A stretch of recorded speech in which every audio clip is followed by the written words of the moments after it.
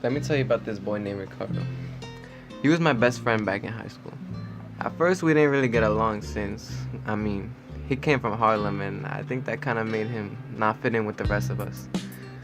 But, eventually I got to know him and I got to see his true colors. I would end up being by him in one of the hardest times of his entire life. See, back in freshman year, he was talking to this girl her name was Luna. He met her around the 14th of November. To him, he never met someone like her. Luna and him would go around Harlem, seeing the streets. They were getting gentrified. He walked all over from 116th and Lexington to 119th and 2nd Avenue. Slow, nice walks in Jefferson Park and walks to the East River Plaza Mall. And they would look at the beautiful view. They'd have a nice stroll down in Central Park while talking about some of their views on life and watching how the trees' leaves fell off. He didn't feel alone and felt great as he had someone to look forward to text. And he and Luna always had the best chemistry and could understand each other to the fullest. He always gave her hope, advice, and help through all of her struggles. He always pushed her all the time and motivated her.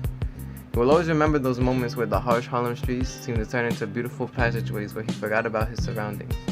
Only he should have paid attention more. One day he couldn't handle his emotions, and so he stopped talking to her for around 2 years. Why did he leave? Well, he was a bitch, that's why. He couldn't take jealousy. Apparently she had a guy and he didn't know about that, so he got mad when he found out. He leaves thinking she's gonna be fine without him because, she has a man, so what's the worst that can happen? Now, he comes back 2 years later, regretting his actions, saying, "Hey, how you been?" He thought to himself, "Damn, any struggles she had, I gave up on them. I hope she took my advice when I was good, and let's see if she made it through." She was hesitant to tell him what really happened to her. Just like he was afraid he disappointed her, she was afraid that she might disappoint him by letting him know that she only delved deeper into her problems.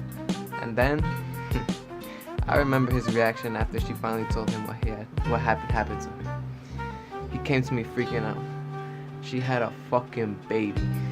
I don't think he ever in his life expected this girl, the one with real vision, on track to go above and beyond your average kid from El Barrio, to end up knocked up like one of these girls out on the streets. Did she really delve into her environment? He begged for her forgiveness, but even though she was quick to forgive him, he just couldn't forgive himself. Despite her saying it wasn't his fault and that she was just happy to have him to talk to again, he blamed himself for all the shit that happened to her. He felt he knew that if he never left her, she wouldn't have gone through all of these things that happened to her, and her life would be entirely different. He did learn one thing from this though. Whenever you're about to make a drastic decision, think of it like it's your last, because no matter what you think will happen, you never know. After this, he wanted to spend every last dying minute with her. He never tried to sneak a touch. He didn't want anything more than to just be with her. Minutes turned into hours.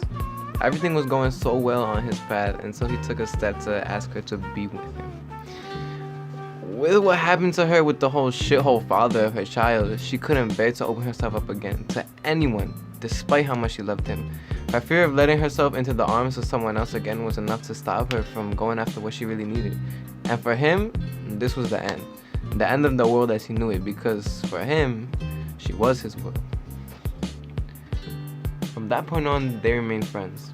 But every time they talked, something felt off. See, both of them had a feeling inside, but neither of them were really willing to do anything about it, whether it was because of their fear or their stubbornness. I noticed over time that being in this situation was really affecting Ricardo, and it was eating him up inside. But then one day, miraculously, I noticed he started showing some light, and he had a happy glow about him. Only later on did I find out that this was because he had met another girl that he was really excited about. But that's a story for another day. When I finally asked him about what it was that gave him this new burst of life, he said to me one thing that I still live by to this day, and that I'll always remember him for. You can make the future, but it starts with leaving the past.